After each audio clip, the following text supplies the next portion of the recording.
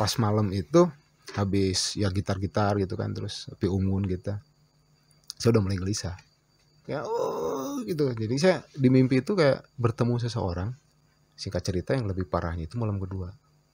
Nah malam kedua itu karena mungkin saya sudah diserang terus mungkin ya.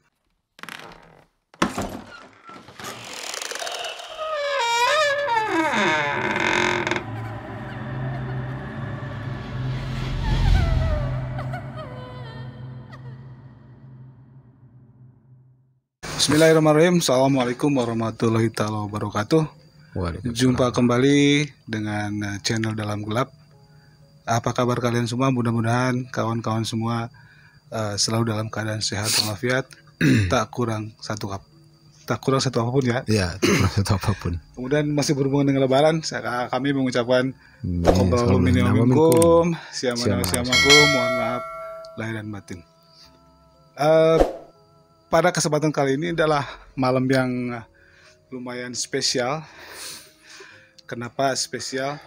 Karena pada kesempatan malam ini channel Dalam Gelap ini kedatangan seorang tamu yang sebenarnya dari cerita yang saya ceritakan awal itu sudah sangat lama sekali, dan kebetulan karena momen Idul Fitri ini jadi bisa ketemu. Selamat datang Kang Son. Selamat datang. Apa kabar? Bung. Alhamdulillah sehat. Mudah-mudahan sehat juga ya. Bisa ketemu, dan kenapa saya di sini mengundang beliau untuk podcast malam ini? Karena ada salah satu cerita saya di channel ini, Kang, terkait dengan sebuah kejadian yang kita alami bersama. Memang sudah sangat lama sekali. Sangat lama sekali itu. Jadi saya mengulas cerita itu agak sulit. Kenapa? Ada yang betul-betul ingat masih mendetail, ada yang sedikit ingat, ada juga yang tidak ingat sama sekali. Jadi saat ini diibaratkan kayak koreksi gitulah. Ya. Jadi Kang Son sudah mendengarkan cerita itu, dan sekarang tinggal koreksi dari versi Kang Son sendiri seperti itu. Nah, jadi teman-teman, pada tahun, sebutkan tahun ya. Ya. Biar kita kelihatan tua. Senior Pak, bukan tua Pak. Jadi di tahun kurang lebih 97 itu 97. Saya, Kang Son, dan ke 9 rekan kita yang lain itu melakukan sebuah pendakian. Ceritanya kita berlatih navigasi, membuat jalur, kemudian mencari sebuah titik yang ada di peta. Jadi kita bersebelas itu melakukan pendakian di Gunung Patuha ya. Nah, jadi Gunung Patuha itu terletak di Bandung Selatan, dan bagian dari gunung tertua juga di Indonesia, karena di situ pernah terjadi ledakan di beberapa ribu tahun kebelakang, dan itu menjadi kaldera. Nah, sekarang terkenal dengan Kawah Putih. Ya. Kawah Putih. Sebuah destinasi wisata yang memang semua orang juga pada tahulah bagaimana keindahannya. Nah, di zaman itu pastinya belum seperti itu. Belum seperti itu. Ya. Di zaman itu masih lagi serem-seremnya juga lumayan lah. Iya. Jadi karena lokasi itu satu bukan destinasi pendakian. Itu hanya tok wisata. Ya.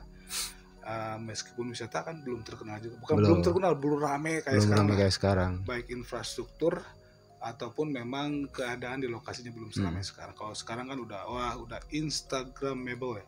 Iya, jadi dulu mungkin pengelolaannya belum sewah sekarang ya. Itu belum swasta kalau dulu ya. Iya, belum swasta. Nah, teman-teman seperti itu. Jadi di cerita saya itu, di cerita yang saya kasih judul akibat memakan sajen dan membawa tengkorak dan membawa pulang tengkorak tumbal. Iya. Itu yang ada silakan teman-teman bisa cek di list video. Ada cerita itu, kalau salah 3 part saya bikin karena terlalu panjang. Nah, salah satu yang menonjol di cerita itu adalah Kang Yusron ini, ya, Kang Sony ini. Jadi dia menonjol karena ada beberapa versi cerita. Yang pertama diceritakan oleh saya sendiri, kemudian diceritakan oleh Kang Dedi, kemudian diceritakan oleh Kang Sony ini. Jadi versinya ada 3, dan Kang Sony ini adalah sebagai orang yang terparah diganggu karena kelakuan. Ya merasa bersalah mungkin ya waktu itu ya. Betul. Saat itu memang kami lagi muda-mudanya lah. Mudah-mudanya. Jadi memang kami tidak percaya dengan hal seperti itu. Jadi mendaki gunung, membuat jalur ataupun menempuh rimba itu memang betul-betul hanya untuk pengalaman ya. Pengalaman perjalanan, penempaan mental. Itu nggak ada yang namanya takut mistik itu nggak ada. Ya, skill dan hobi lah intinya. Betul. Ya. Hanya seperti itu yang kita tahu. Jadi mendaki gunung dimanapun, apapun saat itu kita jarang sekali. Jarang. Gangguan. Iya, alhamdulillah nggak ada sih sebenarnya. Kayak di YouTube sekarang kan rame-ramenya ya sampai kayak cerita gitu ya. Dikit-dikit gangguin. Dikit-dikit hantu. Dulu itu alhamdulillah sih ya, teman-teman nggak pernah sampai separah yang kayak sekarang. Nah, pada pendakian saat itu Kang Son ini sebagai peserta. Beliau waktu itu masih junior lah, masih junior. Masih baru mengenal dunia pecinta alam. Seneng-senengnya karena diracuni waktu itu kan. Betul. Nah, tapi karena kegoblokan, karena keteledoran kita, akhirnya ujung bencana. Iya, ujung bencana. Oke, tanpa panjang-panjang lagi ya, kita coba dengarkan versi cerita di saat pendakian itu dari versinya Kang Son. Oke, Kang Son, silakan. Oke. Waktu itu jujur karena saya masih junior ya untuk mengenal medan lapangan segitu dahsyatnya lah waktu itu ya. Karena yang saya alami itu benar-benar perjalanan yang menurut saya itu luar biasa gitu kan, menjadikan sebuah pengalaman buat saya. Karena tempaan mental itu sebenarnya lebih keras kalau sama alam sih sebenarnya, daripada ditampar dan sebagainya. Alam lebih keras lebih keras menamparnya. Satu, saya masih junior, yang kedua juga cuaca itu waktu itu tidak menentu karena satu kabut. Jadi dalam perjalanan pun baju kita tuh sampai basah gitu itu kan. Itu man to man marking aja udah. Iya. Mana nih orangnya? Sampai si kompas pun dingin waktu itu kan. Karena ya waktu itu masih bahan materialnya besi ya. Kompas Prisma itu. Kalau sekarang kan banyak yang plastik. Nah, benar waktu itu perjalanan sangat ekstrim dan kita mencoba untuk menembus ke titik tujuan kita, dan alhamdulillah waktu itu kita sampai di perpotongan jalan itu, sampai ke pos pertama Kawah Putih itu ya, pos tiket lah mungkin. Pertengahan ya? Iya, kita udah jadi sudut kompas itu udah motong jalan utama Kawah Putih di pertengahan. Oh iya benar-benar. Nah, jadi maksudnya yang saya bilang tadi itu tiket di atas pos. Oh sebelum ya Mas. Ya waktu itu kan hampir sore hari ya. Sore hari. Malas menghadapi jalan nanjak. Ya. Dan waktu itu memang sebenarnya itu bukan jalur pendakian yang umum ya. Maksudnya itu masih daerah terlarang lah waktu itu. Tapi karena kita ada satu kemudahan untuk itu, alhamdulillah kita bisa diizinkan untuk mengizinkan diri sebenarnya. Karena ya alhamdulillah waktu itu ada salah satu rekan kita yang istilahnya orang tuanya bertugas di situ. Ya alhamdulillah kita mudah lah untuk itu ya. Kayak kita sampai sore hari di situ karena perjalanan tidak mungkin kalau langsung kita muncak waktu itu. Jadi semua tim itu memutuskan, termasuk saya kan cuma ngikut aja kan waktu itu kan. Aura itu agak berbeda waktu itu. Aura kasih. Ketika menjelang gelap, pergantian ya siang ke malam itu memang sangat berbeda sekali, terutama ketika malam nih. Kita nggak bisa istirahat waktu itu kan. Sebenarnya mereka memposisikan istirahat, cuma memang nggak bisa langsung klok. Nggak bisa. Kan? Iya berat capek banget. Kita aja tidur orang udah tiduran kita masih depan lilin, ngelantur ngobrol. Ya dan ngobrol pun jadi mata kita seolah nggak fokus. Itu mulai waktu mendengar. Ini sampai merinding gini. Itu yang kalau saya pribadi sih memang versi saya dari telinga itu memang kerincing kayak tapi bukan kerincingan yang suka dipakai kucing atau yang kalau orang mendaki dipakai geng-geng itu mirip-mirip ke tukang pati. Ini apa ya? Cerek kayak gitu ya. Teman-teman mungkin kalau yang di kampung ya pasti tahu tukang Tukang patri. patri. Jadi tukang patri dia mempunyai sebuah alat untuk Memanggil ya. memanggil pelanggan itu, jadi beberapa Besi, pelat, pelat besi pelat ditumpuk, disambungkan jadi satu, kemudian jadi satu pegangan. Jadi kalau bunyikan diangkat, crek. rek, rek. Nah, itu suara yang jadi saya berpikir bahwa itu suara tukang patri, cuman tukang patri Ini siapa ngapain gitu. gitu kesini malam coba. Kalau akan dengar apa? Sama. Pendengar itu sama, bahkan Kan pura-pura. jadi gimana ya? Karena ya gitu tadi, karena kita dari dulu itu mendaki gunung itu memang mindset kita itu untuk apa istilahnya, tidak ke arah sana Enjoy. gitu ya. Enjoy aja gitu kan, karena tadinya juga kita sebatas hobi, mencari pengalaman ya, istilahnya ada ilmu kita praktekkan gitu kan. Jadi untuk hal-hal yang ke arah sana itu memang dijauh-jauhkan gitu. Jadi sudah akhirnya loncat kan. Ketika jadi teman-teman tukang patri terdengar, saya pikir kan mau menjauh karena memang terbawa suara angin kali ya. Betul. Anginnya sangat gede banget ya. Gede, kecil, suaranya gede. Nah, ketika lagi beberapa saat kemudian kita lagi ngobrol, itu suara patri itu kayak di depan halaman. Di depan halaman. Kita langsung loncat langsung kayak mungkin saja sih kalau di logika kan bisa terjadi ada gesekan pohon kayak atau apalah, mungkin ya, mungkin saja. Tapi karena kebawa angin jadi soalnya. Tapi udah positif. Ada positif sih harusnya. Itu setan patri. Setan patri. Ya, tapi yang jelas perasaan waktu itu memang nggak gimana ya. Diposisikan kita untuk ke arah sana juga tidak. Masih ketawa-ketawa kan waktu. Iya iyalah, ketawa-ketawa. Tukang patri. Nah, ditambah lagi pas agak menjelang malam, jadi tengah malam nih. Sebenarnya kita ngobrol, tapi mata itu kayak main gitu kan. Jadi nggak fokus ke obrolan gitu kan. Ngobrol ya ngobrol, ketawa ya ketawa. Tapi mata kuping itu kayak kita mendengar kemana-mana ya. Mana-mana. Termasuk ada waktu masih ingat kan ada suara-suara babi hutan gitu kan. Iya, babi ada. Itu sama kita udah tiba-tiba aja kan. Memang teman-teman di situ ada cerita bahwa di situ ada sekumpulan babi. Tapi ada pemimpinnya yang babi bule. Babi itu kan. bule ya. Jadi si babi bule itu pemimpin dari para babi. Sore juga kita sempat melihat yang waktu turun beberapa ekor tuh cari makan di warung sampah itu kan lihat. Kita masih cuek kan. Biasa di sini. Tapi memang dari dulu juga, bahkan sebelum naik ke sini juga kita, kalau saya pribadi kan saya ingat di sini babi salah satunya penunggunya babi bule itu. Betul. Nah, kebetulan ketika lagi sepinya kita di lokasi itu, kita ngobrol beberapa orang aja, tiba-tiba suara babi itu di pinggir kan. Itu langsung loncat semua teman-teman. Sampai di puncak pertama itu kalau nggak salah itu sekitar jam 11-an lah. 11 ya, menuju duhur lah ya. Menuju duhur. Dan ketika kita nyampe ke puncak, itu benar-benar luar biasa itu pemandangan. Dan di situ saya baru sadar bahwa apa mungkin yang dikatakan orang naik gunung nikmat, obatnya di puncak seperti ini. Dan waktu itu kita nemuin sebuah pohon, terus ada para-paranya dari kayu. Kita naik ke situ, wah itu pemandangan lebih indah lagi. Yang lucunya itu ketika kita naik ke atas waktu itu, kita melihat yang 3 orang tadi, Kang. Oh, ngelihat. Saya malah nggak ngelihat.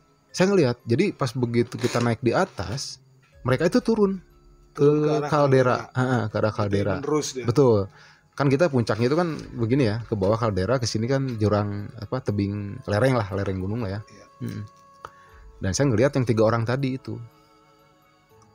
Posisinya itu kan kita begitu naik itu, kita menuju sebuah pohon, dan di situ pohon itu ya saya juga baru tahu sekarang gitu ya, bahwa itu namanya patileman. Patileman leluhur lah ya. Ya. Dan di situ saya lihat itu di bawah itu memang banyak itu kan, banyak sesajen. Nah, begitu turun ngelihat sesajen masih baru.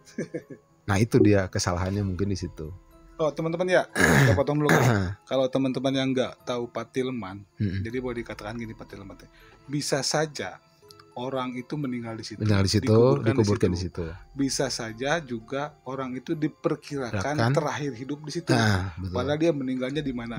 Jadi orang-orang yang berkepentingan di situ menganggap bahwa ini adalah bekas tempat dia. Atau mungkin memang ada kuburannya di sana. Ada jasad. Ya betul, ada jasad di sana. Lanjut, Kak. Oke. Nah, ketika kita melihat sesajen itu, ya dengan apa istilahnya kepolosan kita, kegoblokan kita waktu itu, ya disantap lah gitu, bro. Mana yang nggak tertarik lah ngelihat. Semua kebagian itu. Semua kebagian. Tapi saya yang terbanyak waktu itu. Ya, kalau masalah salaknya atau apanya gitu. Pokoknya kan ketika kita ngelihat itu ada dawegan ya. Bunga-bunga, Dawegan ada bunga-bunga 7 buah-buahan, warna, 7 warna. Terus sih yang lucunya itu kan si dawegannya itu ada lubangnya. Terus ditutupin sama gula merah. gula merah. Nah, itu yang bikin menarik saya itu. Gula merah Wah, dengan itu kelapa. kondisi capek ngelihat kelapa itu ya, dawegan itu. Terus ada kelapanya di atas. Ada gula merahnya. Ya udah, dibuka gula merahnya, terus kita minum lah. Bagi-bagi sama yang lain kan. Sudah itu kan ada jeruk, ada salak. Rambutan. Sampai telur itu yang lucunya itu telur ayam kampung, terus kita pecahkan. Dan itu rasanya memang asik. Nggak ada istilahnya, masih murni lah gitu. Nggak ada, ya masih terasa lah rasanya, masih nikmat. Melakukan dosa tanpa dosa. Tanpa dosa. Kita nggak berpikiran apa-apa waktu itu, dan kita juga tidak tujuannya bahwa wah ini apa nih menantang, enggak juga sih gitu ya. Maksudnya ya itu mah kegoblokan aja gitu kan.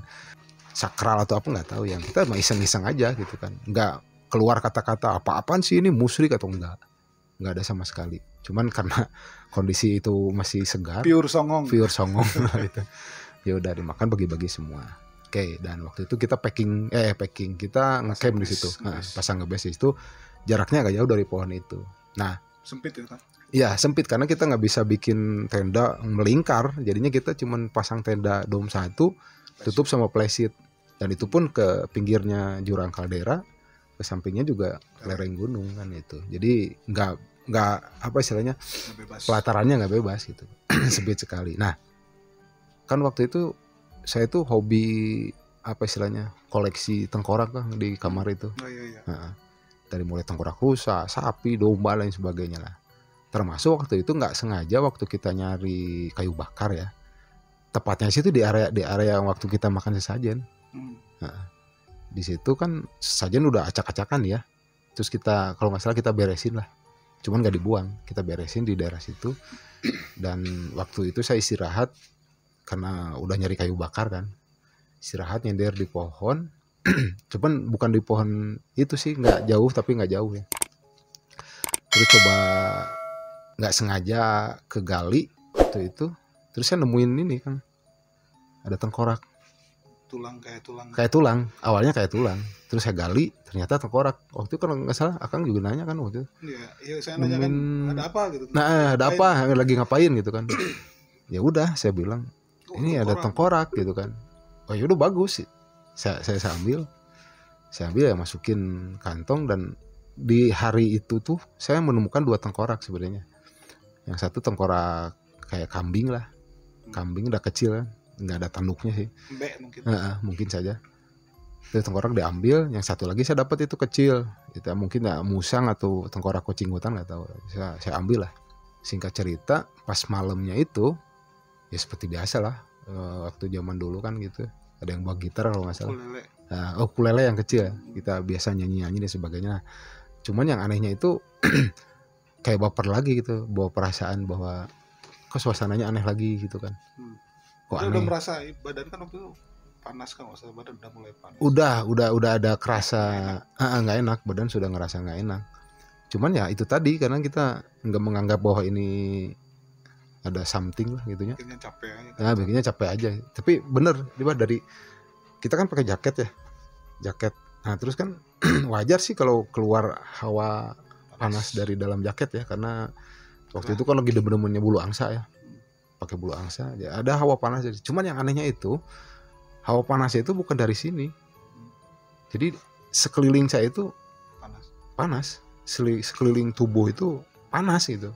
Biasanya kan kalau hangat ya udah dari sinilah keluar uap panasnya itu, dari suhu tubuh kan biasanya.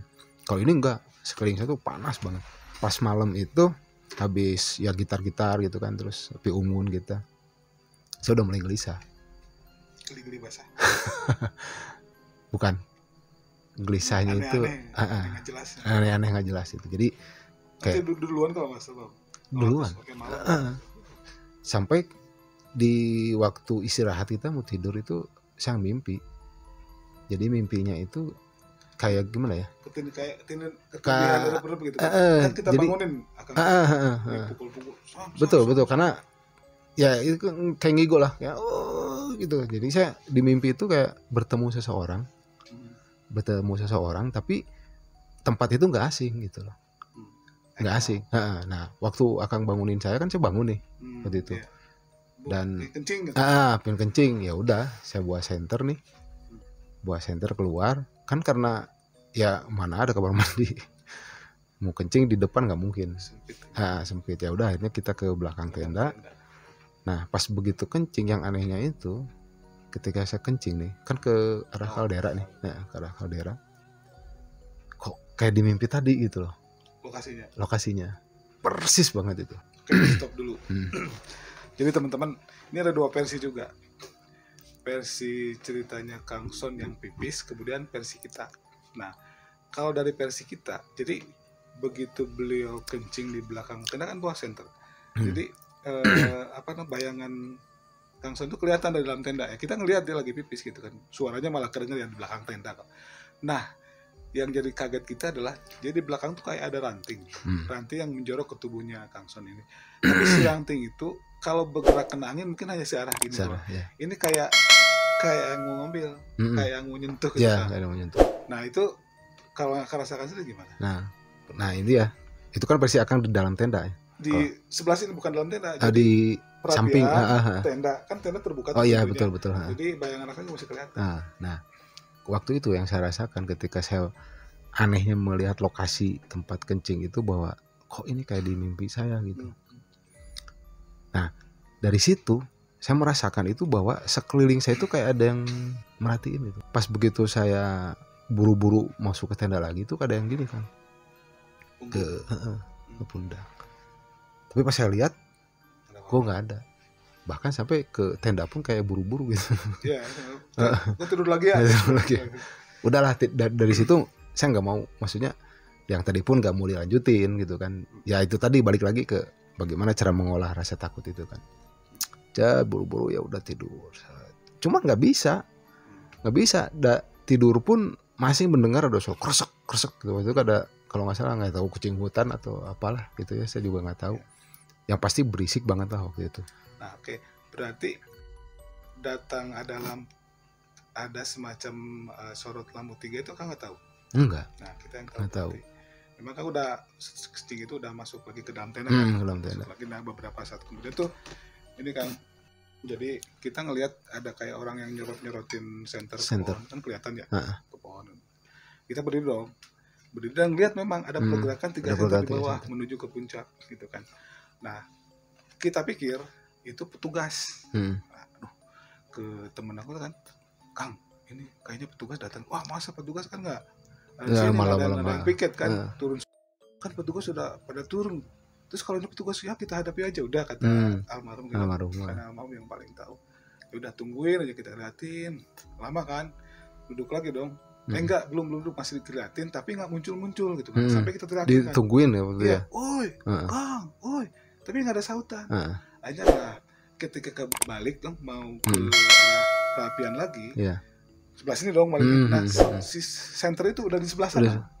Padahal logikanya itu kan jalur satu-satunya menuju puncak kan itu. Iya, cuma ada jalan lagi. Nah, kalau orang itu sampai di sana berarti otomatis harus lewat. Ini nggak ada teman-teman. Jadi si center yang dari depan sini udah pindah ke sana, tapi kita teriakan tuh nggak ada sautan apapun. Atau minimal senternya berbalik ke arah itu nggak ada. Terus aja jalan. Nah kita berpikirnya gini waktu itu, mungkin aja ada jalur lain. Pikirnya orang mau menuju ke sana, udah selesai. Karena diteriakin itu tidak nyaut, yang udah dibawa itu akhirnya kita ya diabaikan. Diabaikan aja. Duduk lagi. Nah, kalau yang teriak-teriak saya dengar, cuman karena tadi karena saya sudah badan sudah nggak enak, dan kasus dari pipis tadi itu kan saya buru-buru. Maksudnya karena mimpi yang awalnya itu kan yang dibangunin sama Akang itu takut terulang kembali gitu. Jadi maksudnya pas dengar teriak-teriak itu ya udahlah cuek aja lah gitu. Jadi seolah-olah. Ya jadi teman-teman di dalam tenda itu kita kan kaget ya, tiba-tiba lagi ngobrol, tiba-tiba langsung kita kan langsung kaget lah. Itu langsung lari ke tenda, emang lagi gini-gini gitu. Memang mungkin ketindihan lah kayak gitu kan, terus dia bangun pukul-pukul. Akhirnya dia bangun. Ya seperti itulah kejadiannya kalau dari kita. Nah itu lanjutnya itu ditambah kondisi seperti itu, setelah kencing itu pas masuk tenda, pas mencoba untuk tidur itu sangat bisa sekali, karena di sisi lain badan saya sudah mulai nggak nyaman, sudah mulai nggak nyaman. Jadi biasanya ya sebelumnya kalau sebelum mendaki ke situ ya biasa aja sih gitu ya, tidur nyaman gitu kan, biasa. Apalagi capek gitu kan. Tapi di situ wah luar biasa sekali, terutama badan saya itu benar-benar panasnya itu luar biasa gitu.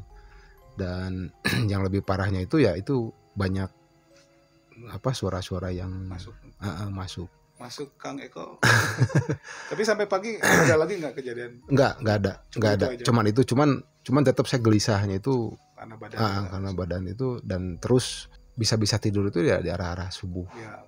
Biasa kan sama kan ya. Di pas jam-jamnya dingin kan, di jam 3, jam 4. Kayak bakar sudah habis, itu udah mulai ya tidur, cuman tidak lama lah gitu ya, cuman berapa jam. Ya udah pas pagi, nah ini yang lebih anehnya lagi yang pagi itu. Pagi kita teriak-teriak dulu, foto-foto santai. Iya, santai kan. Masih ada kan fotonya? Masih ada. Nah, itu pada kita mencoba untuk apa istilahnya? Tidak menghiraukan perasaan itu. Iya. Jadi kayak nggak enak pun dipaksa. Jadi, gitu. Fotonya masih dijata, nggak bisa foto sendiri nggak bisa, karena kan pakai negatif cuma ada yang 32, apa sih gitu. Jadi foto tuh memang harus bareng-bareng gitu kan, harus by order gitu. Saya foto sama ini, jadi dihitung dulu. Teman-teman ya jadul gitu. Ya. Dan ya waktu foto-foto kita mencoba untuk happy, cuman badan sudah nggak kuat. Ngedrop. Nah, pas lebih ngedrop lagi, pas begitu kita mau sudah packing, sudah beres-beres semua. Sebenarnya pas begitu beresin tenda, beresin playset, beresin sampah dan sebagainya itu udah nggak enak.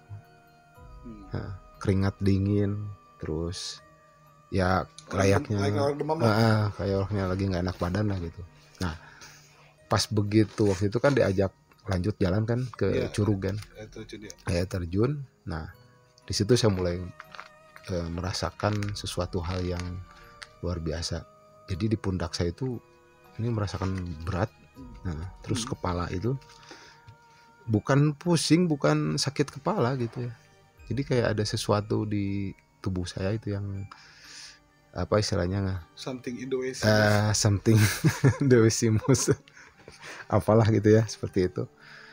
Dan akhirnya saya memutuskan untuk turun. Saya minta izin kan sama teman saya tuh si Kang Denny, kalau nggak salah Denny. Kang, kebetulan dia mau ada keperluan keluarga, jadi nggak bisa ngelanjutin perjalanan. Nah, ya saya maksudnya waktu itu seneng lah, maksudnya ada yang nemenin jalan lah gitu, turun. Oke. Dan waktu itu turun saya bareng sama Denny, saya berharap turun itu bisa naik kendaraan tumpangan. Pada waktu itu kan hari Minggu. Kalau mungkin sekarang hari Minggu kan banyak lah yang naik mungkin gitu. Tapi jujur kan dari puncak gitu sampai ke parkirannya, pos jaga waktu kita malam itu, saya sudah benar-benar jalan itu kayak sempoyongan. Iya, kayak sempoyongan. Jadi kita benar-benar nggak bisa ngangkat kepala gitu. Jadi kepala itu kayak ditundukin aja. Kayak di gimana lah orang berat lagi mikul gitu. Cuman nggak enak sama sekali, nggak enak. Cerita ya mungkin kalau teman-teman ada yang pernah nyobain seperti itu ya bisa kurang lebih sama lah gitu kan. Padahal kali kan sudah kosong kan, logistik sudah punya waktu itu kan mungkin. Ya karena saya masih junior kan, waktu itu apa-apa kan dilihat dari KTP. Nah, ambil air yang lebih muda yang lebih muda yang lebih ripuh lah itu ya, bawa air lah, bawa apa kan gitu. Ya udah, karena kamu junior kan, pokoknya lihat KTP aja gitu kan. Turun udah kosong, sebenarnya cuma tinggal baju-baju doang kan, jaket, sleeping bag dan kayak gitu. Nah, cuman bener-bener nggak nyaman. Nah, sampai teman saya pun gini, ya maksudnya di jalan itu nanya, itu kamu kenapa? Saya juga nggak tahu gitu kan, karena nggak kepikiran ke arah sana gitu. Maksudnya jangan-jangan nggak ada drop aja badan gitu ya, nggak enak gitu kan. Ih, karirnya kerasa berat banget, saya bilang gitu kan. Oh masa sih kayak ini kan? Ya udah, kalau nggak ini cobain. Dicobain sama dia enggak, ringan. Wah ini karir ringan begini kan. Ya udah gimana, ya udah gendong lagi jalan sampai ke bawah, sampai parkiran. Kita sempat istirahat sejenak, minum sambil, nah itu kayak gimana ya, pas begitu ke pos lagi itu kita kayak flashback lagi gitu kan. Oh udah kacau lah, pikirannya udah kacau, flashback. Duduk minum, jalan lagi gitu kan, udah turun ya sambil lirik kiri kanan gitu kan, padahal udah nggak enak banget. Nggak ada tumpangan? Nggak ada tumpangan sama sekali. Harusnya kan bisa rame. harusnya karena kita hari libur. Jadi kita pun jalan tuh ya kalau dari bawah ada beberapa gitu kan, ada naik turun gitu kan, ada yang naik maksudnya. Tapi kalau pas turun itu nggak ada, sama kendaraan tuh nggak ada. Ya kita mau numpang gimana, ya udah dipaksain dari pos jaga itu sampai ke pos tiket bawah itu jalan kaki. Benar-benar jalan kaki dengan kondisi tamat gitu ya. Ya tamat lah, dengan kondisi badan yang ya tadinya kita mau jalan ke waktu kita potong kompas, cuman ya nggak mungkin kan kondisi badannya. Udah jalan raya biasa ya, sampai apa istilahnya pikiran sudah nggak karuan dan sebagainya gitu kan. Tapi saya mencoba untuk tetap konsentrasi, tetap fokus, ingin segera sampai di tujuan itu tadi, pos tiket. Ya, alhamdulillah ya sekitar jam 10-an lah kalau nggak salah, 10 itu kita udah sampai di bawah di pos tiket. Dan kita waktu itu kan apa istilahnya naik angkot kuningan. Udah kita naik di situ. Nah di mobil itu saya udah nggak bisa angkat muka, nunduk aja gini Mbak, nggak bisa kayak dari kiri kanan itu sudah benar-benar dahsyat lah gitu pokoknya. Sampai ke rumah pun kita langsung nggak bisa ngapa-ngapain. Nah di waktu pas sampai rumah itu memang saya masih apa istilahnya masih mencoba untuk positive thinking ya, bahwa mungkin ini masuk angin, mungkin ini kecapean ya kan, karena baru pertama kali ya. Nah dan di situ tuh saya masih mencoba untuk bergerak lah gitu, walaupun dengan kondisi badan sudah berat, pundak berat, kepala berat. Di rumah juga masih berat. Tambah Kang, tambah beratnya tambah lagi pas begitu udah lepas baju semua, cucian sudah saya tumpukin. Nah itu panasnya luar biasa, dahsyat lah pokoknya panasnya itu. Jadi bukan panas kayak orang sakit demam, bukan. Kalau di sesuatu lah. Mungkin kalau bisa divisualkan kayak kita berada di depan api unggun. Panasnya. Iya, jadi sekeliling itu panas, jadi ke badan itu kayak kebakar, bener. Dan di situ udah nggak karuan lah, tidur pun sampai yang di rumah pun nanya kan itu kenapa gitu kan. Ya mungkin kecapean. Ya udah akhirnya dibawa ke salah satu mantri. Ada mantri di situ. Ya diperiksa lah mau dia. Oh ini gejala tipes katanya. Ya sudah dikasih obat kan gitu. Standar lah gitu ya, kasih obat segala macam. Nah cuman yang anehnya itu porsi makan saya kan sedikit Kang. Tangki saya itu sedikit cuman. Tapi waktu itu makan itu luar biasa. Ini 4x4. Nah itu 4x4. Kalau ini kan cuma satu, nggak 2 tak lah gitu. Makan itu luar biasa. Sadar nggak itu bahwa makan banyak? Nggak tahu. Nggak. Jadi perbawaannya pun beda. Nah malam pertama itu masih gelisah. Karena masih efek obat mungkin atau apalah. Jadi tidur pun sudah nggak bisa ini. Nah sorenya itu kan setelah saya datang ke rumah, sorenya itu saya ingat bahwa di carrier itu ada tengkorak. Nah di situ ya udah, jadi tujuannya itu memang untuk apa istilahnya menghilangkan rasa itu tadi. Akhirnya tengkorak itu saya cuci, disikat, dibersihin lah ya, pokoknya tanah-tanah itu dihilangkan. Nah akhirnya udah bersih, hanya saya tempel lah di kamar sejajar dengan ornamen yang lain lah. Karena waktu itu masih maniak-maniaknya sama Indian lah. Gitu ditempel di dinding. Nah udah. Cuman ketika menjelang malam itu pas mau tidur itu seolah-olah mata saya itu difokuskan ke arah sana. Ke arah sana mana? Ke tengkorak. Jadi karena posisi ini kasurnya begini, tengkoraknya itu di sini gitu. Satu karena posisi tidurnya mungkin menghadap ke tengkorak. Yang kedua jadi soalnya terus aja difokuskan ke situ, fokus itu. Nah malam pertama itu memang mimpinya aneh-aneh.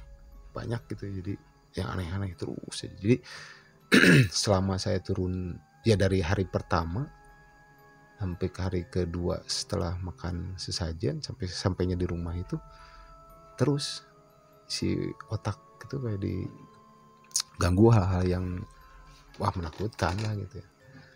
Ya udah, saya menjalani itu 2 hari itu dengan kondisi badan yang nggak karuan ya, capek sih sebenarnya, capek. Nah singkat cerita yang lebih parahnya itu malam kedua. Nah malam kedua itu karena mungkin saya sudah diserang terus mungkin ya, saya sudah diserang terus. Nah pada malam kedua itu lebih parahnya itu gini, pas begitu saya tidur sekitar jam ya menuju pergantian malam, tiba-tiba saya melihat di kamar itu ada bayangan hitam kayak 2 kaki gini dari plafon rumah itu sampai ke bawah tuh 2 begini, cuma gede banget tuh, hitam tapi bisa tembus pandang gitu ya, transparan gitu. Jadi dan itu ada di alam bawah sadar saya, jadi maksudnya saya tidur tapi kok bisa ngelihat gitu sekeliling kamar, itu saya bisa mendengar suara-suara. Nah yang lebih parahnya itu ketika sudah melihat bayangan hitam itu, tiba-tiba di plafon itu muncul wajah muka, ya muka gitu kan, dan itu persis ada di depan muka saya. Wah itu kalau bisa digambar sama saya itu wajahnya nggak karuan, serem banget lah pokoknya. Dan itu ya, dan itu karena saya bisa mendengar apa yang dikatakan, itu keluar kata-katanya di situ. Jadi seolah marah gitu kan. Bahasa Sunda, masih bahasa Sunda. Dan apa istilahnya, ekspresinya itu benar-benar marah. Dan yang masih teringat sama saya itu kata-katanya itu ya itu tadi, bahwa kamu sudah mencuri hak saya gitu. Maksudnya merebut jatah saya. Dan di situ saya benar-benar dibanting, tapi di alam lain mungkin ya. Kalau di alam nyata saya udah hancur Pak, sudah bubuk lah gitu. Benar itu, kita dibanting sana sambil di kata-katain lah, sambil dimarah-marahin gitu ya. Ya di situ kayak ini lagi, kita nggak bisa ngelawan gitu. Gitu. Sampai yang di rumah pun mendengar karena kebetulan kan sering sholat tahajud itu malam, jadi kebangun dan sampai gedor-gedor pintu gitu. Nah alhamdulillahnya itu dengan gedoran pintu itu maksudnya bisa selesai lah gitu, penjajahan itu bisa selesai gitu waktu itu. Itu kalau kita dijelasin kakinya hitam berbulu atau apa? Seperti berbulu. Jadi gimana ya, kayak bayangan tapi utuh itu, maksudnya solid tapi kita nembus. Tapi ya ada sejenis ya, ada bulu-bulu. Mungkin kalau di film-film lah bisa dibayangin kan kayak Bigfoot gitu ya. Bigfoot kan pernah lihat ya, Bigfoot. Nah sosoknya lah nggak jauh seperti itu sebenarnya. Cuman yang menurut saya waktu ya, saya kan jarang ya maksudnya percaya hal gitu ya, tapi itu benar-benar nyata dan ada gitu, dan saya alamin. Terus ngomong apa ya? Itu tadi. Oh yang jatah saya lu ambil gitu kan. Ya maksudnya kalau bahasa Sundanya gini mungkin ya, sia wawanianan gitu kan, ngalah ngedahar hak aing lah gitu. Lu berani-beraninya ngambil hak saya gitu kan. Saya kan bengong gitu kan, nggak bisa ngelawan, hanya bisa ya diem itu kan, seolah-olah badan kita pun dibelenggu gitu kan, nggak bisa ngelawan, dilempar sana sini ya udah aja. Sampai beberapa hari itu terus begitu, cuman yang dasarnya itu, yang datangnya itu pas malam itu. Nah pas besoknya itu yang di rumah kan nanya gitu, ada apa sih sebenarnya gitu kan. Ya udah akhirnya saya cerita bahwa saya udah naik gunung dan terus gini, makan sesajen gitu kan. Ya udah dipanggilin lah Ustadz waktu itu. Nah pas begitu dipanggil, datangan ke rumah, saya belum cerita sebenarnya, tapi udah tahu si Pak Ustadz itu. Sebetulnya udah tahu. Jadi kalau kata Pak Ustadz gini, makanya kalau ke hutan itu, kalaupun kita nggak percaya, jangan sampai macam-macam lah gitu, hargailah gitu intinya gitu. Ya sudah, saya diam aja karena merasa salah kan waktu itu. Nah yang anehnya itu kan karena waktu posisi itu badan memang sudah parah banget, dan yang anehnya kayak istrinya izin Allah mungkin ya, ketika Ustadz bilang itu, terus dia nyuruh ngambil air pakai teko kuning waktu itu, masih ingat?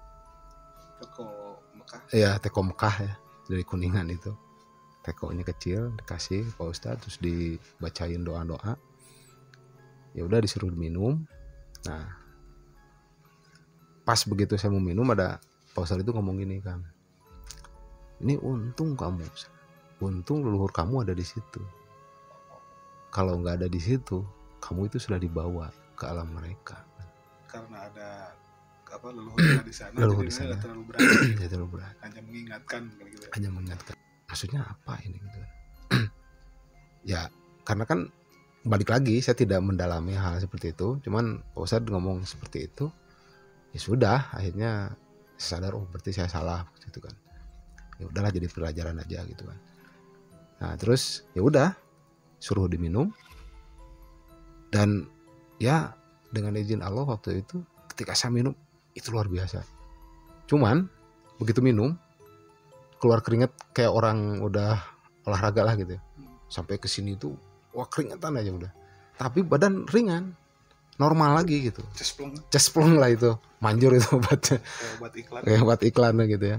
Just begitu minum. Ya udah, akhirnya sampai habis. Nah, cuman gini ada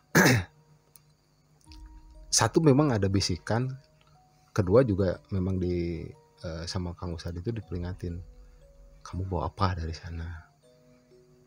Saya bilang gitu, bawa oleh tengkorak. Nah langsung dia bilang gini, ini kalau bisa kuburkan. Jadi saya potong dulu ya. Jadi ada versi saya terkait dengan tengkorak. Kalau tidak salah, kan tengkorak itu dikasihkan ke saya. Betul, setelah saya bilang kan bahwa ini harus dikuburkan. Tapi saya juga nggak nguburin waktu itu, kan dipasang juga di kamar. Nah jadi tengkorak itu yang dibawa Kang Son ini akhirnya pindah ke kamar saya, gitu kan. Jadi jadikan hiasan juga, di kamar saya juga ada beberapa tengkorak, termasuk tengkorak babi. Bisa sama lah. Ya di situ. Jadi tengkorak itu berpindah tangan dulu ke saya. Nanti juga saya punya versi mimpi, tapi berbeda mimpinya dengan Kang Son. Lanjutkan. Ya, dan di situ memang perkataan Ustadz itu memang ada itu. Nah, terus juga ada bisikan. Jadi di sela-sela mimpi-mimpi itu ada bisikan yang mengatakan bahwa ini kamu harus pulangin ini ke lokasi. Nggak mungkin lah. Ya mungkin kalau mau. Tapi kan mau. Makanya kan saya kasih waktu itu kan. Oh jadi Anda mencalonkan saya, menumbalkan ya. Maksudnya gini, bukan menumbalkan sih. Kan saya itu disuruh nguburin. Cuman ya kan kita sama-sama suka. Nggak percaya kan semuanya gitu, ya udah bah, dikasih, ambil aja gitu kan. Ya sudah, di situ kan maksudnya tugas saya sudah selesai.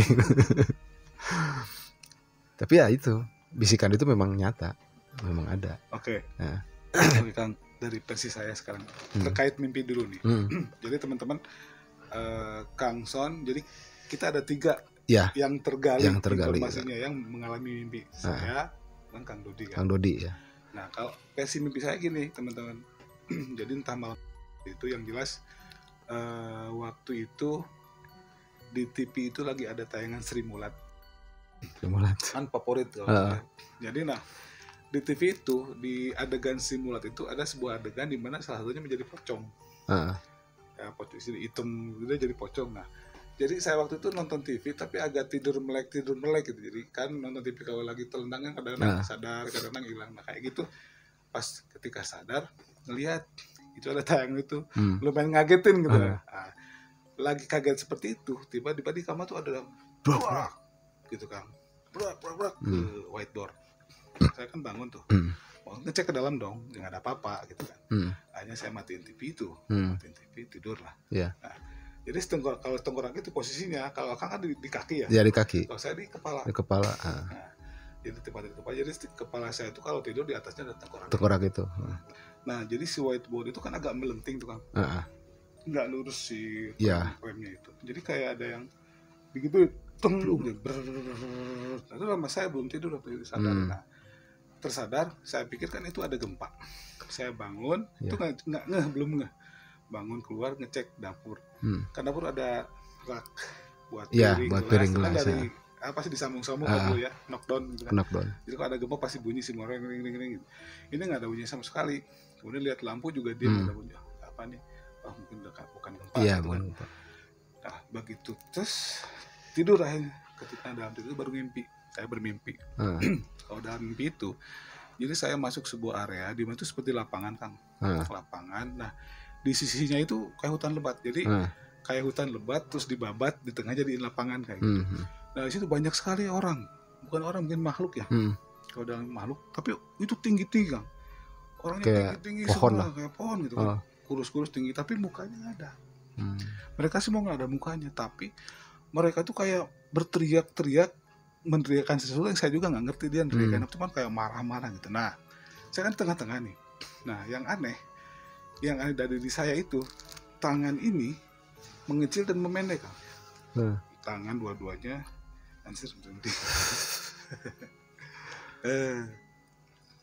jadi tangan ini memendek seperti kaki kambing. Jadi saya istilahnya jadi kambing lah. Tapi kepalanya masih saya gitu kan, badannya masih saya gitu. Tapi jadi kambing. Nah, di depan saya itu ada kambing sama.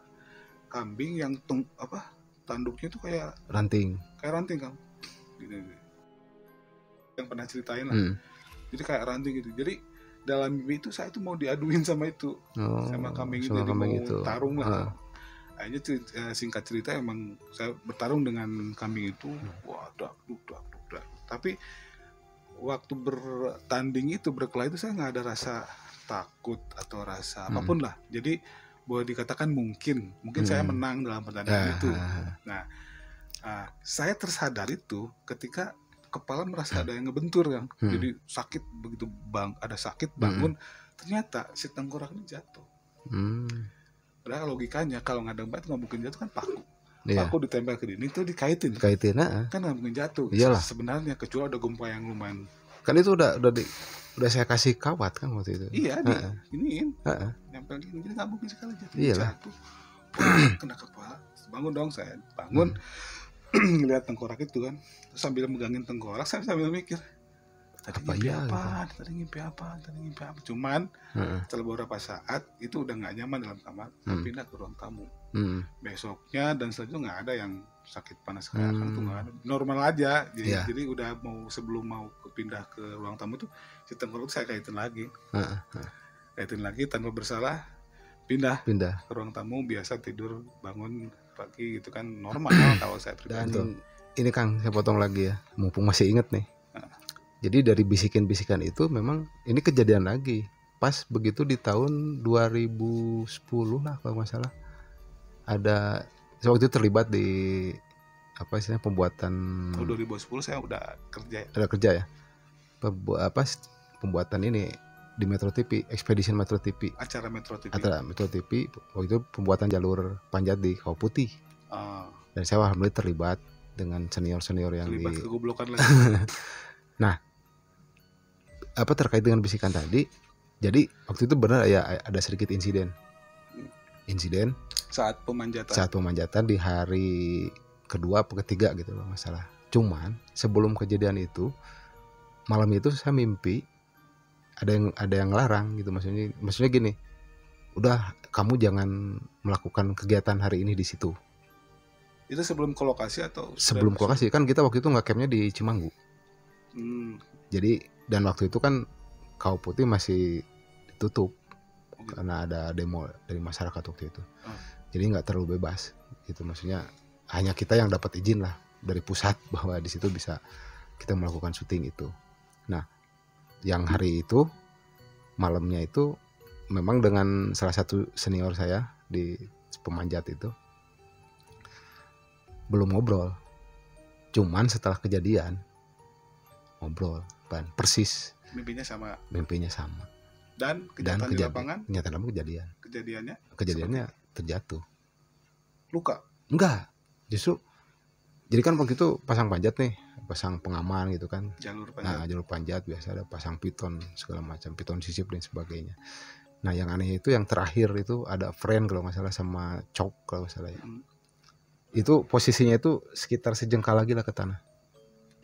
Jadi pas begitu manjat dia megang batu segede kepala lah kalau nggak salah, megang lepas kena helm jatuh kan, tek Engkelnya lepas semua. Iya, engkelnya lepas semua. Dan yang tersisa hanya satu, yaitu tadi friend itu. Dan setelah situ cerita ya udah di-cut kan, akhirnya di-cut dulu, istirahat, kita break dulu dan ngobrol-ngobrol. Nah terakhirnya ngobrol, Kang sebenarnya saya tuh malam mimpi gini sama senior panjat. Terus waktu itu memang ngelewatin lokasi yang dulu itu atau enggak? Kalau dulu kan kita dari parkir ke arah sini ya, ke atas kan manjat. Kalau ini kan kita turunnya ke lokasi Kawah Putih. Ngelewatin sumur kawah itu, sumur belerang yang gua itu ya. Nah kita ke arah situ jalurnya. Jadi posisinya persis di tebing yang sebelah sana. Kalau kita masuk Kawah Putih langsung kelihatan tebing itu kan. Tapi nggak ada apa camp di situ kan? Enggak. Kita pulang pergi di situ. Nah yang hari itu malamnya itu mimpi itu, jadi kadang yang ngebisikin gitu, nggak boleh ke sana. Boleh ke sana. Tapi maksain. Tapi masih selamat juga. Ya, tapi masih selamat juga, alhamdulillah. Nah, gitu teman-teman. Jadi dari setelah kejadian 97, ya apalagi saya kan dari itu sudah mulai bekerja. Kang Son juga dari 97 belum ke sana kecuali 2010 itu. Nah, jadi Kang Son itu 2010 itu terlibat dalam sebuah acara TV waktu itu, TV Expedition Metro TV. Iya, Expedition Metro TV bersama tim Metro dengan tim pemanjat. Dia terlibat, kemudian ke lokasi yang kepikiran nggak sih? Enggak. Lost aja gitu. Lost. Gitu. Karena itu tadi balik lagi, kita tidak terlalu apa istilahnya mendalami hal seperti itu. Mungkin kalau didalami ya. Iya. Gak ingat sama sekali bahwa gue pernah kesini. Enggak. Enggak. Nah itu udah mulai rame waktu itu. Udah mulai rame sih. Oke, nah gitu teman-teman, sempat ada sedikit accident, cuman nggak sampai fatality atau sampaikan ke. Bukan insiden, accident. Ya. Jadi hampir gitu kan, masuknya near miss ya kalau bahasa hampir terjadi kecelakaan. Dan beliau pun tidak ingat. Bahwa dulu juga pernah diingatkan jangan gitu macam-macam dan lupa lagi gitu. Nah, nyambung ke mimpi yang tadi. Seperti saya katakan tadi teman-teman, bahwa yang dimimpiin itu 3 orang. Itu baru 3 orang karena kita belum menggali ke yang lain, belum ketemu sama yang lain juga gitu kan. Nah, saya mimpi sama. Kemudian ini 1 orang lagi juga mimpinya sama, cuman ini kalah. Iya. Kalau nggak salah sakit juga kan dia. Iya, semua sakit. Kecuali saya nggak sakit. Itu alhamdulillahnya, entah kenapa nggak sakit. Cuman yang 2 orang ini Kang Son sama temennya itu sakit, dimimpiin juga dan mengalami sakit demam seperti itu. Karena waktu itu kan kita lama banget ya nggak ketemu, dan waktu itu kan belum ada WhatsApp group dan sebagainya lah. Belum ada. Ada handphone belum kembali.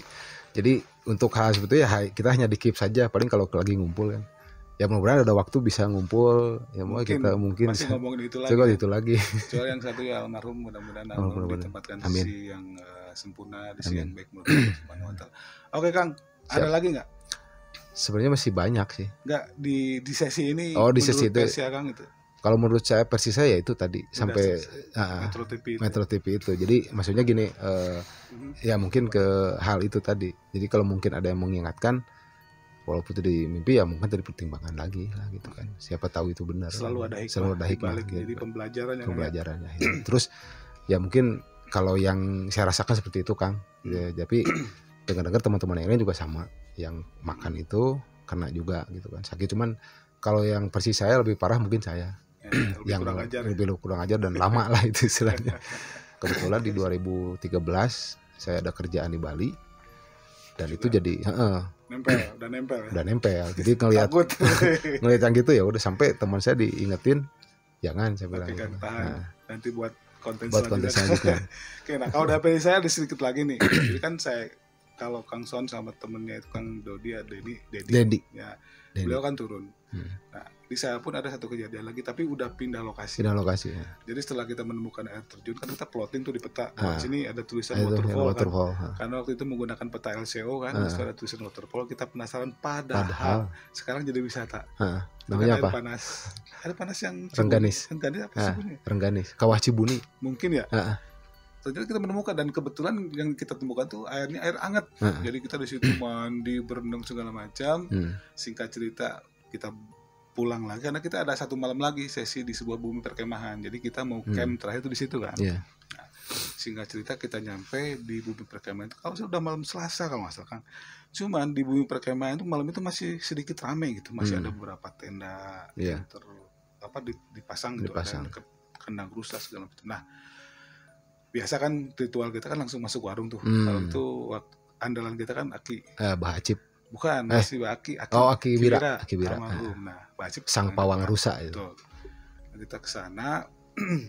Di warung tuh ada juga beberapa teman ya pecamping lah.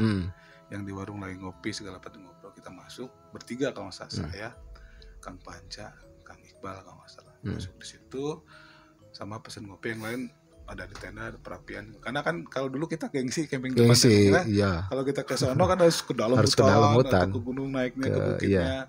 Itu kalau camping di situ kita gengsi dulu. Nah, itu karena udah capek kan. Kita pengen makan dekat segala macam, aja di situlah kita ngecamp. Nah, kejadian seperti ini teman-teman. Jadi ketika kita lagi di warung tuh, yang camping di tenda deket kandang rusa, tuh teriak-teriak kesurupan. Oh, rame lah pokoknya. Cuman kan kita sama nggak percaya kan. Kita dulu kan kalau ada yang kesurupan mah ditamparin kan. Tamparin gitu. Nah, tapi teman-teman nih, jadi saya sempat membuka sebuah channel YouTube kalau nggak salah RJ5 kalau nggak salah ya. Di situ ada sebuah cerita di mana orang itu menceritakan, itu sampai partnya panjang kalau nggak salah ada 3 part itu. Salah satunya adalah kejadian di situ di tahun itu kemudian kejadiannya dia pasang tenda di dekat persis yang itu.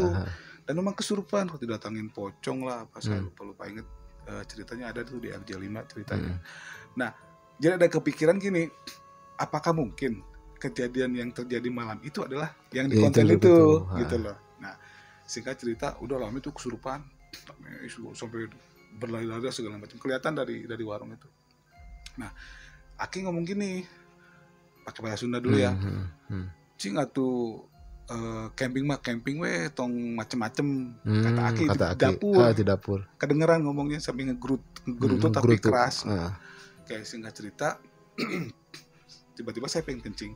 Dulu kan kencing masih ke atas tuh. Yang di kolam itu ya, masjid ada kayak bubuk. Kalau dulu kan ke sana. Agak jauh kan males kita tuh kencing. Akhirnya kencing di belakang warung. Kan ada parit tuh. Nah, saya ke belakang, pas mau kencing, tiba-tiba kayak ada dua sosok. Memang nggak jelas karena belakang gelap banget kan, rawa tuh, masih rawa belakang. Ada 2 orang lagi ngobrol, kedengar ngobrolnya.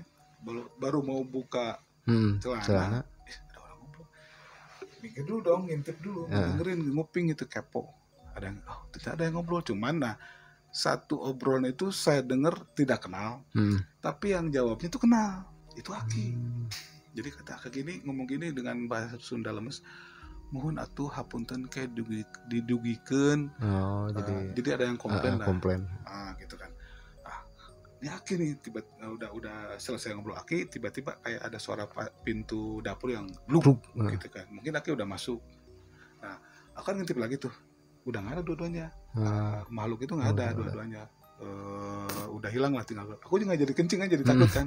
Begitu mau balik jalan, ternyata Aki udah di display depan itu, di depan makanan gitu kan, lagi ngomongin orang-orang di situ. Aku duduk ikutin, dengerin, terus Aki ngomong gitu, tong ribut, jang cina kalau mau camping deh, tong ribut teuing, biar aya nu komplain ke Aki. Aku jadi mikir kan, sampai Aki merinding kan, berarti Aki tadi lagi ngobrol sama rusa. Rusa itu ngobrol, rusa itu ngomong ke Aki bahwa itu sopan. Orang ambek gitu, sopan. Jadi mungkin kesurupan. Itu wallahu alam ya. Menurut logika kita pada saat itu mungkin seperti itu. Jadi orang itu yang tenda sebelah sana mungkin macam-macam, entahlah apa macam-macamnya, tanda kutip lah ya. tanda kutip. Kemudian makhluk ini komplain, nggak senang gitu kan, komplain lah ya, mungkin kan waktu itu kan Aki yang pawang itu ngurus rusak semua kan Aki, mungkin yang didatangin Aki. Nah itu kejadian, kalau dari sisi aku itu kejadian malam terakhir itu di bumi perkemahan itu yang terjadi. Itu juga lumayan serem kan, kok rusa bisa ngomong kayak gitu sama orang gitu kan, di luar logika kita lah. Wah, di luar sama sekali kan. Jadi ini satu paket pengalaman perjalanan waktu itu ya, seperti itu dari Kang. Seperti itu dari sisi saya. Nanti mungkin kalau ke depan bertemu dengan kawan yang lain, kita coba gali lagi lah. Ya, kira-kira ada apa sih di mereka gitu. Karena kan pagi-pagi juga kita ngomong waktu sebelum mau packing naik ke puncak itu kan ngobrol, ada yang dengar itu dan ini. Cuman kan kita lebih ke kayak lewat aja gitu, nggak kepikirin ada apa. Soalnya kalau kita takut di malam itu takut, pasti nggak akan naik. Iya. Logikanya kayak gitu. Betul. Sudah takut ya. Tapi karena kita ya biasa. Ya betul teman-teman. Kalau saya pribadi ngelihat konten-konten di YouTube tentang pendakian kan banyak sekali itu yang cerita yang horor, sampai orang nggak pulang, diikutin sampai rumah, kemudian sampai sakit, sampai tanda kutip meninggal. Tapi di zaman kami itu mendaki ke Gunung Merapi, selain itu itu betul-betul pengalaman terbuka ya. Kemanapun kita nggak pernah gitu yang namanya, kalau nyasar mungkin wajar ya. Ini yang namanya bertemu dengan sosok penampakan, kemudian dia masuk ke alam lain itu, alhamdulillah ya kita nggak pernah ngalamin gitu, sampai beberapa gunung yang dalam tanda kutip mistisnya tinggi. Kalau di Jawa Barat mungkin ada Cermai, Cikuray gitu kan, bahkan mungkin Papandayan, sononya Gunung Lawu segala macam. Itu alhamdulillah lah nggak pernah. Jadi wallahu alam apa maksudnya, atau memang saya lagi ditakdirkan sama Allah untuk selamat gitu kan.